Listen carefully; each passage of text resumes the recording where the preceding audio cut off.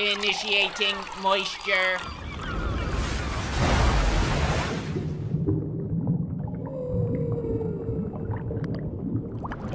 Nostalgia comes in many forms. Maybe you think back on grandma's old special grilled cheese recipe and get a semi-chub. Maybe you're like me and remember supersized options from McDonald's before they phased it out due to causing hearts to explode.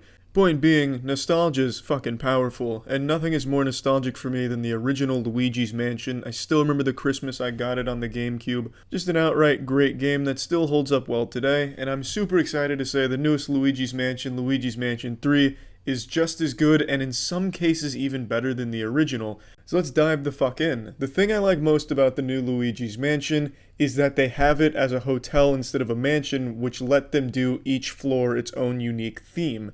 In the original Luigi's Mansion, each room would have a different theme or purpose, a fitness room, a ballroom, whereas in the hotel, each floor is dedicated to it, the entire floor, so every room follows the theme. For example, there's an entire room or floor that's dedicated to just being a full-blown movie studio that has you with a really cool boss battle at the end on camera. Another floor has you entering an LA Fitness, where you can go in the locker room and find used needles where the synthol was used. Each floor just becomes its own entirely different adventure with a really good boss at the end. The bosses in this game are super fun. They each have different mechanics, some better than others, and there is one boss in particular I find to be a bit tedious for the sake of tedium. It's a cat that you have to chase through multiple floors doing the exact same mechanic to 6 times, and I just think that's a bit excessive. Not that it's a bad fight, but it doesn't change. You're just hunting it across these floors. So I didn't care for that boss, but every other one, for the most part, was a really memorable and enjoyable boss that not only looked good, but had some fun mechanics to play with. And it really is the strongest part about this game, just all of the different places you go and how great they look and how great the boss at the end is. You go to a floor and it takes you to a fucking pirate ship, you summon the Black Pearl and fight its captain. So it's not restricted to just being rooms in a hotel or, themed around something indoors. It has you going all over the place and doing all kinds of crazy shit, which was a lot of fun. Now I'm going to get to a complaint now because some of the boss fights were made hard, not because they were a hard boss, but because the controls betray you. The controls have a mind of their own and they're constantly trying to fight you for their independence. When you're trying to aim something like the plunger is something where you can fire it sticks to a surface, you suck it up and you pull something off. When you're trying to aim that plunger, the controls just don't really work. They don't lock on to what you need them to, and they'll have you spinning all over the place, and this is where the camera angle kind of fucks you as well, because you can't really tell where you are in space or exactly where you're aiming. So then you just get confused, you end up firing the plunger straight behind you or throwing it out your own asshole, so it doesn't really go where you need it to during a boss fight, which became painfully tedious during the last boss.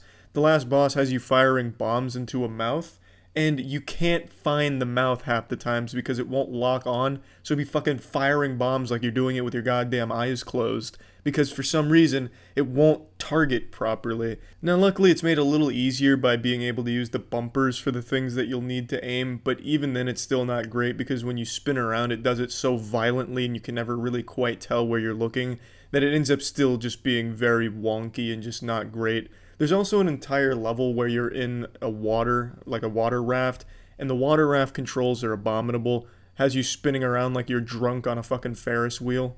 It's just confusing sometimes with how the controls work, but it's not the biggest issue in the world. It's just something that becomes frustrating during certain parts of the game. But that aside, those are my only real complaints with just the occasionally frustrating controls with a camera paired with a camera angle that doesn't really do you any favors with figuring out where you are in space. Other than that, the game's fucking great. The majority of the game will have you solving puzzles, which are actually pretty cleverly designed. They're not just surface level baby shit. Has you thinking like a real strong scholarly man. And there's a lot of things you can find, some rare jewels hidden throughout the world. And you have a lot of different things to tackle these puzzles with, so you'll be using a lot of them between the plunger, the dark light, and Luigi. Luigi's this sidekick that you fart out. He's basically just a cum clone of you. So then you control 2 Luigis. Luigi can squeeze through gates and holes and shit like that. So there's just a lot of different ways of approaching these puzzles and a lot of things that you'll have to be thinking about when attacking them. It's a really fun game. And it just feels great to be back in the saddle again with the old Dyson in hand sucking on some ghosts.